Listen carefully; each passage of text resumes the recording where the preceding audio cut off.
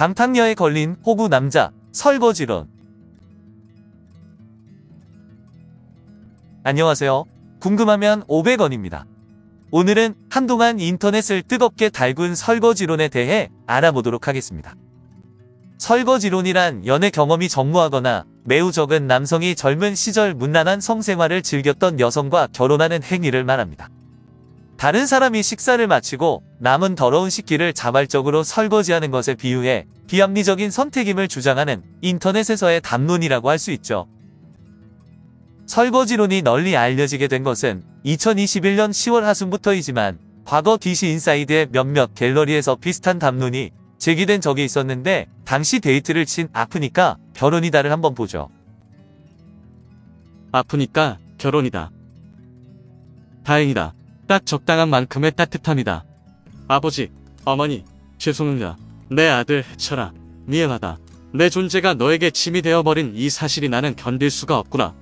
먼 훗날 너도 이해할 수 있겠지. 그리고 여보, 미경아, 나 이해해 줄 거지? 난 당신이 미워서 떠난 게 아니야. 난 그저 난간을 너무니 지나가던 차들이 크락션을 울린다. 하지만 멈춰서는 차는 없다.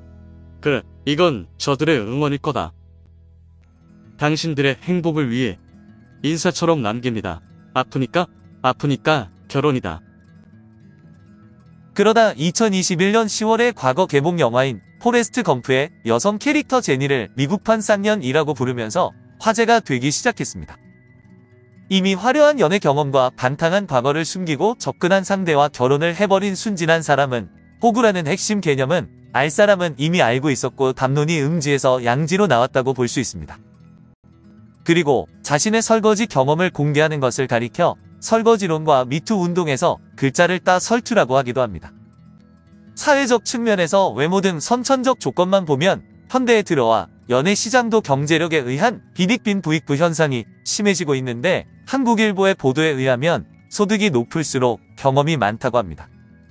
지금까지 연애를 몇 번 해보았느냐는 물음에 연봉 2천만원 미만의 남녀는 각각 3.0회, 3.6회라고 답한 반면 4천만에서 5천만원의 연봉을 받는 남녀는 각각 4.8회, 4.7회라고 답했답니다. 여성은 남자에게 고백을 받는 쪽이 많아 상대를 선택하는데 더 많은 기회와 자유를 누리는데 이것은 성행동에 큰 영향을 끼치는 호르몬인 테스토스테론이 남자가 많기 때문이랍니다. 특히 이성 선호 조건에서 여성은 남성에 비해 능력의 영향이 적고 나이의 영향이 더 큰데 여자는 능력을 갖춘 게 없어도 어린 나이가 연애 경쟁력에서 가장 높은 상태가 되기도 합니다. 이런 상황에 의해 20대의 젊은 평범한 남녀 간에서는 연애 진입 난이도가 여성은 낮고 남성은 상대적으로 높을 수밖에 없으며 이것이 결혼 전 겪는 남녀 간 연애 경험의 비대칭을 만들어냅니다. 설거지론의 대두는 이런 비대칭과 밀접한 관련이 있는데 이런 불평등 구조로 여자들은 20대의 아무 남자와 자유 연애를 즐기다 결혼 정년기가 되면 경제적 조건을 보고 결혼 상대를 선택하게 됩니다. 오죽하면 100년이 더 지난 과거에도 이수일과 심순애 같은 스토리가 있을 정도인데 한마디로 쾌락을 실컷 즐기다 조건만 따져 사랑 없는 결혼 생활을 하는 사회현상을 의미하는 것입니다. 쾌락만 즐기던 사람을 그릇에 비유하고 연애 경험은 없지만 능력을 쌓은 사람을 퐁퐁에 비유하며 사랑이 결혼 생활을 그릇을 퐁퐁으로 닦는 것에 비유하는 것으로 심순애와 결혼한 남자가 설거지를 당한 거죠. 설거지로는 한국 사회의 인구학적인 문제와 그로 인해 파생된 20대 남성을 지칭하는 신조어인 이대남 현상에 기초하는데 93년생은 115.3명이라는 사상 최악의 남초성비로 태어났습니다.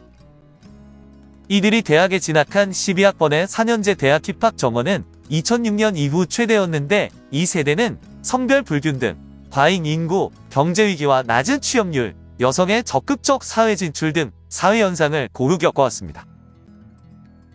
특히 상대적으로 취업률과 고용의 질이 하락한 20대 남성에게 그 여파는 더 컸는데 이들은 또래 2030 여성과 달리 그들의 목소리를 대변해주는 정치 세력도 갖지 못했습니다. 마치 미국에서 흑인 등에 대한 적극적 우대 조치 때문에 백인들이 차별당한다고 반발하듯이 한국 사회에서 20대 남성은 차별받는다고 느낍니다.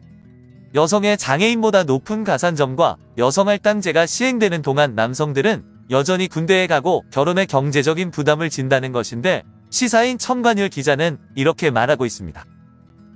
통계 수치나 정해, 공정성에 대해 어떤 말을 해도 20대 초반 군대에서 겨울 행군을 마치고 돌아와 SNS에서 또래 여성들이 유럽 여행을 하는 것을 본 그를 설득할 수 있을까? 이것이 2021년 서울시장 재보궐선거에서 20대 남성의 72.5%가 국민의힘 오세훈을 지지해 서울시장의 자리에 올려놓았고 국민의힘 대표로 능력주의를 표방한 30대 이준석을 당선시켰습니다. 이들은 여자도 무엇이든 할 수 있어라면 남자도 무엇이든 할 수 있어가 말이 안 될 것이 없다고 주장하는데 남자는 울면 안 된다는 가부장제 남성성은 이미 붕괴되었습니다. 이들이 결혼 제도에 반기를 든 것으로 특정 성별이 경제적 부담을 지는 시대를 끝내고 양성평등한 결혼을 만들자는 주장인데 ATM기계 기러기 아빠가 되지 말자는 몸부림의 거친 표현이 설거지론인 것입니다. 설거지론의 바탕이 되는 또 다른 사회적 상황은 한국 사회를 지배하는 이념과 시대 정신의 부재와 그 자리를 대체한 배금주의인데 한국 사회는 과거 산업화와 민주화라는 거대한 물결이 존재했습니다. 그러나 산업화 세대 정신이 박근혜 대통령 탄핵으로 끝났다면 89년 민주화 혁명을 이뤄낸 민주화 세대와 586의 시대 정신도 끝을 고하고 있는 반면 대체할 특정 이념이나 시대 정신은 보이지 않습니다.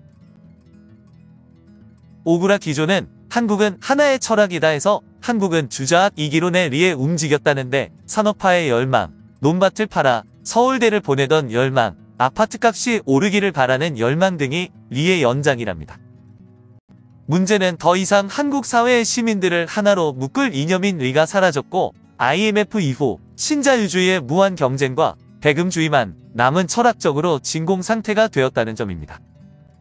수능 강화, 인구국 논란과 같이 사람들을 시험 성적으로만 줄세우는 이른바 능력주의는 산업화 시대보다 더 인기를 누리고 있는데 설거지로는 결혼마저 하나의 계산이 되어버린 배금주의의 또 다른 표현입니다.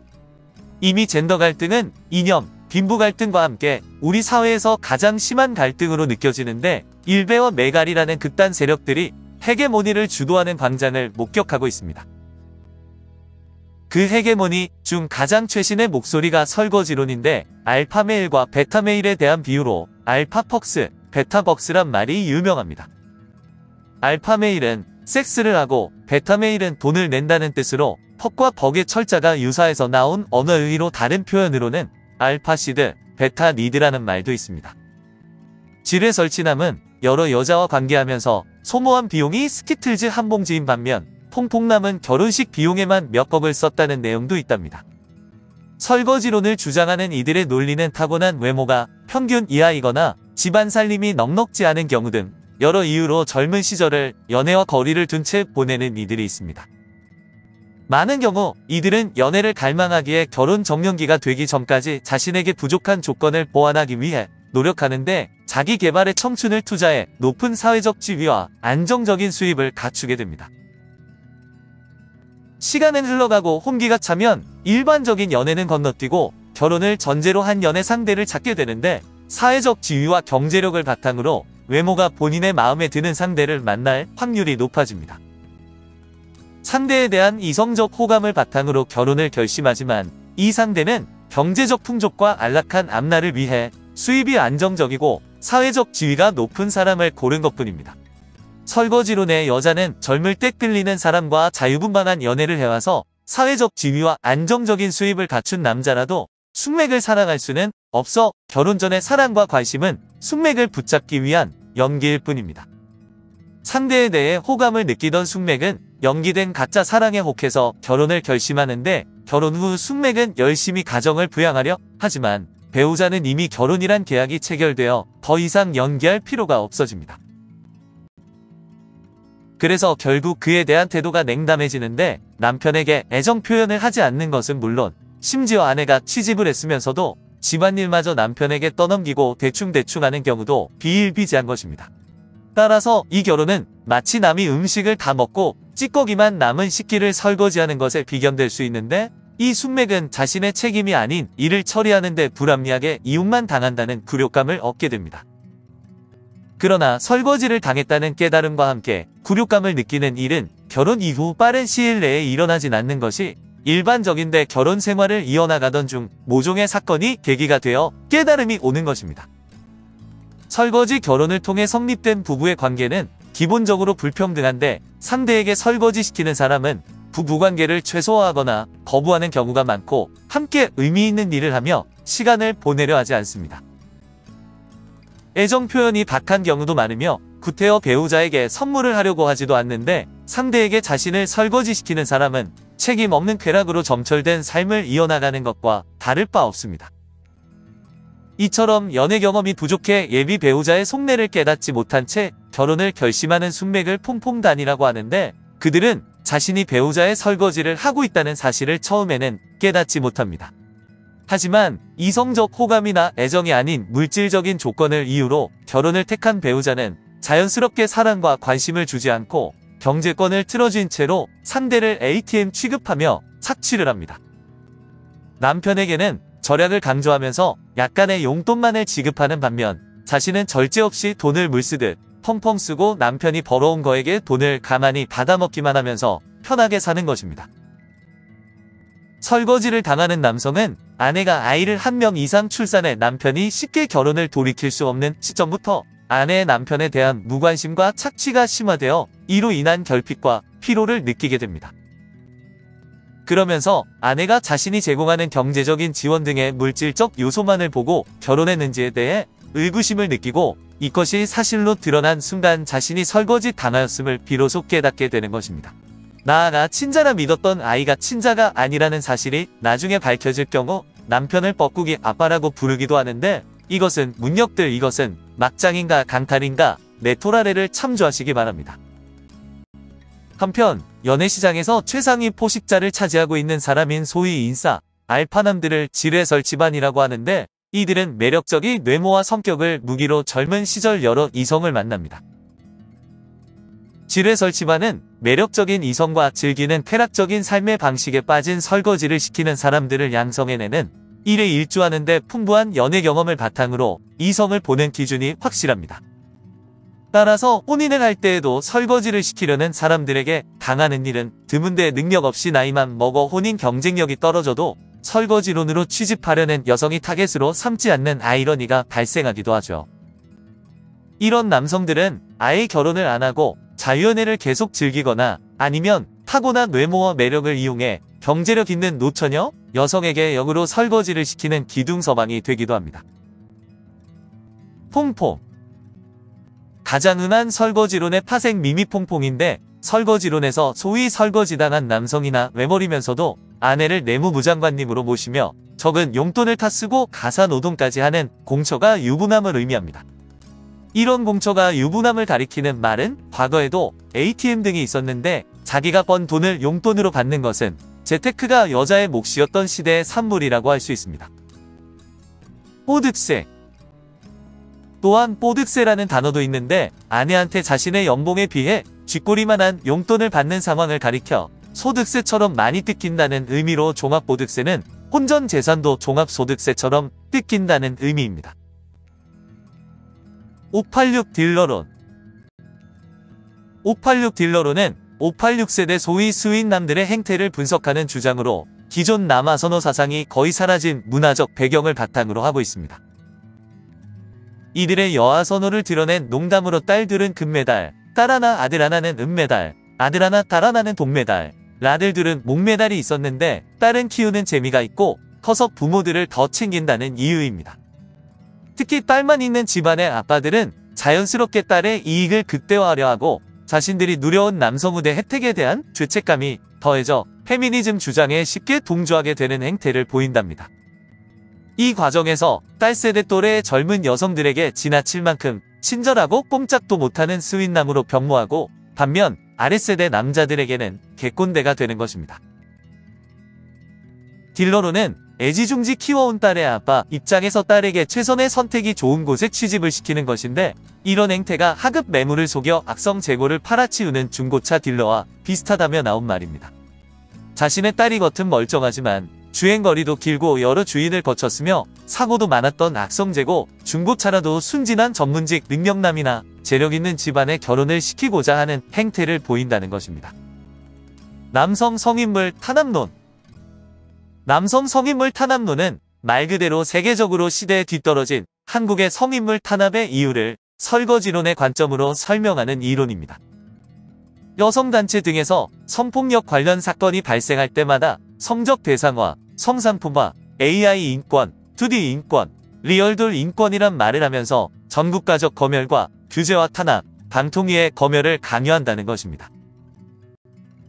핵심은 남성들이 가상 플랫폼이나 리얼돌 등을 통해 성욕을 혼자 만족시킬 수 있다면 여러 면에서 뛰어나지 못한 남자는 결혼을 할 필요가 없어져 결혼시장에서 남성의 수요가 떨어질 것이라는 것입니다.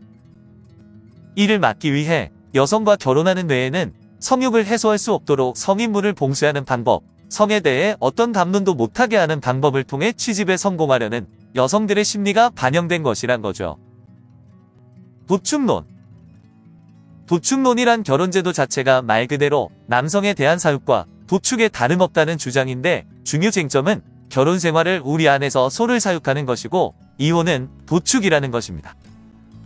현대의 남성이 이혼을 하게 될 경우에는 위자료와 양육비, 재산 분할 불이익 등의 매우 큰 리스크를 가지는데 이로 인해 마치 가축을 도축하는 것 같다고 해서 도축론이라는 이름이 붙여졌습니다. 결혼에 대한 결정권은 남자에게 있고 이혼에 대한 결정권은 여자에게 있기 때문에 결혼이란 여자에게 권총을 쥐어주고 마치 여자가 자기를 쏘질 않기를 비는 것과 같다고 표현됩니다.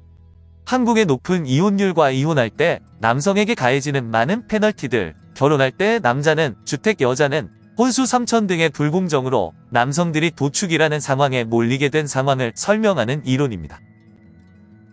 결국 설거지론은 네가 지금까지 쌓아온 재산과 학벌, 지위, 남은 여생 전부를 바쳐서 얻은 여자는 가장 찬란하고 빛날 때 누군가에게 공짜였다는 것입니다. 그래서 설거지론은 이제까지의 문제들을 달리 해석하는데 병역과 출산의 동일시에 대해 군대는 길어야 2년이지만 결혼하면 꼴보기 싫은 놈이랑 50년 가까이 같이 살아야 하니 군대는 아무것도 아닙니다. 이런 설거지론은 한국 사회 7대 불가사의를 모두 박살내버립니다. 돌봄감호, 씨앗도 수확물도 사랑하지 않으니 결국 자기에게 있어서 인생을 발목 잡는 족쇄에 불과했던 것입니다. 결혼 전 우울증, 알파 메일을 낚아채지 못한 것에 대한 우울감, 저딴 놈이랑 같은 집에서 한 침대를 써야 한다는 우울감입니다. 젠더 갈등, 결혼 관련 사회적 쟁점에 관련된 키워드, 남편과 자식을 정말 사랑하지도 않기 때문에 무관심했고 아무것도 하기 싫어했던 것이 됩니다.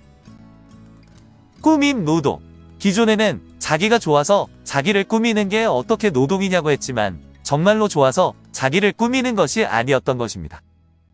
시월드, 시댁 가서 잔소리 듣는 게 힘들어서가 아니라 사랑하지도 않는 사람의 부모 친척과 상종하기가 싫었던 것입니다.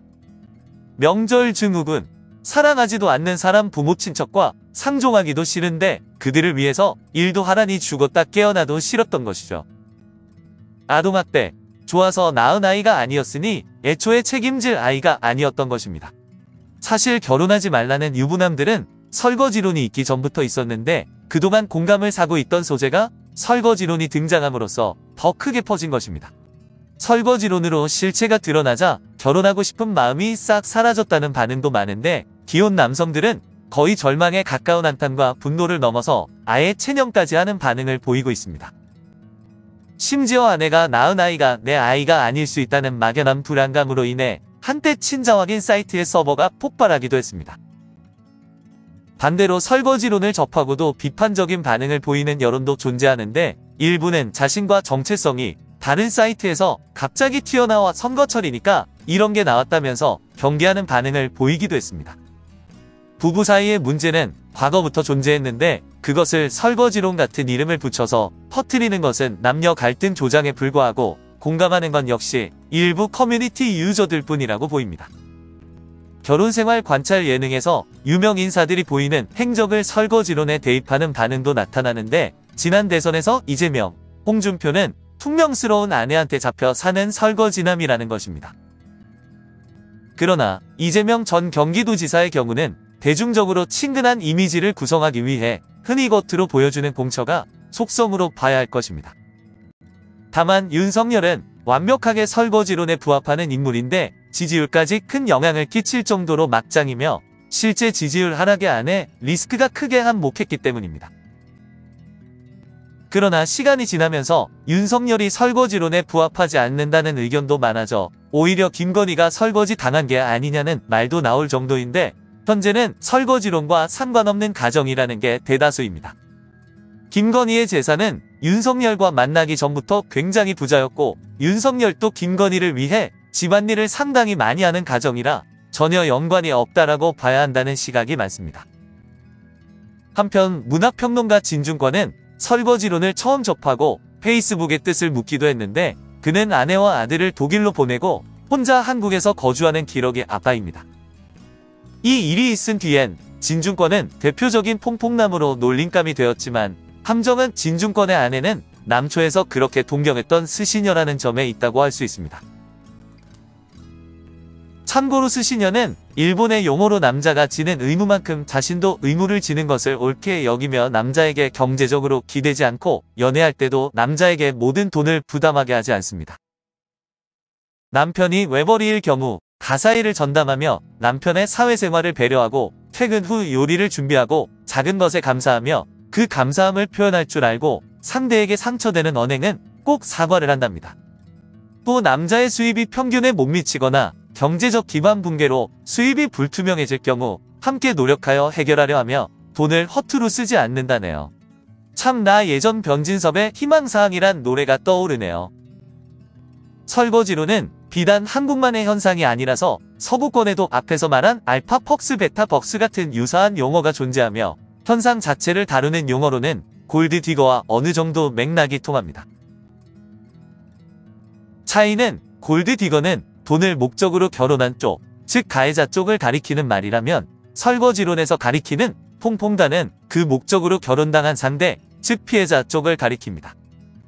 한국보다 전통적 가치관의 붕괴가 빨랐고 합리주의가 지배하는 서구 사회에서는 주로 남성들이 기존 결혼 제도를 거부하기 시작한 반면 한국은 결혼 제도의 전면적 붕괴가 늦춰졌습니다. 서구는 한국처럼 남성의 무거운 의무 없이 월세로 시작하는 문화, 외버리는 가사를 여성의 일로 받아들이는 합리주의, 부부 공동통장으로 경제권의 합리적 조정의 상황이지만 혼인율이 급락했었습니다. 이에 3에서 4년 동거기간을 넘으면 법률적 혼인 성립, 소득세 증액으로 싱글맘과 미혼모 지원, 남성의 양육비 증액과 미지급 처벌 강화 같은 다양한 정책을 내놓고 있는 상황입니다.